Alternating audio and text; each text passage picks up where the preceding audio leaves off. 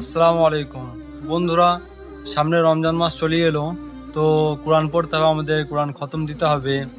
তো আমাদের মধ্যে কিছু মানুষ এমন আছে আমরা যারা কোরআন পড়তে পারি না। তো আমাদের তো কোরআন শিখতে হবে, কোরআন শেখা জরুরি, প্রয়োজনীয়। তো আমরা কোরআন শিখবো, কেননা কোরআন হচ্ছে আল্লাহর বাণী। কোরআন পড়া মানে আল্লাহর সাথে কথা বলা। তো আমরা চাইবো না যে আমরা আল্লাহর সাথে কথা বলি। আল্লাহর সাথে কথা বললে আমরা একটা সৌভাগ্য বিষয় যে আমরা আল্লাহর সাথে কথা বলছি। তোমরা সবাই চেষ্টা করবো যে যত তাড়াতাড়ি পারা যায় কোরআনটা শিখে নিয়া।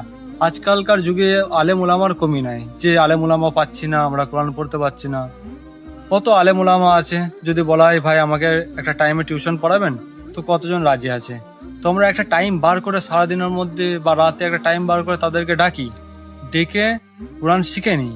তাই না? একটা মুসলমান হয়ে যদি আমরা কোরআন না পড়তে পারি, তাহলে কি করলাম? তাহলে মুসলমান হয়ে আমাদের লাভটা কি? তাই না? আপনারাই বলেন, ঠিক তো? ইনশাল্লাহ আমরা সবাই কোরআন শিখবো, আপনিও শিখবেন।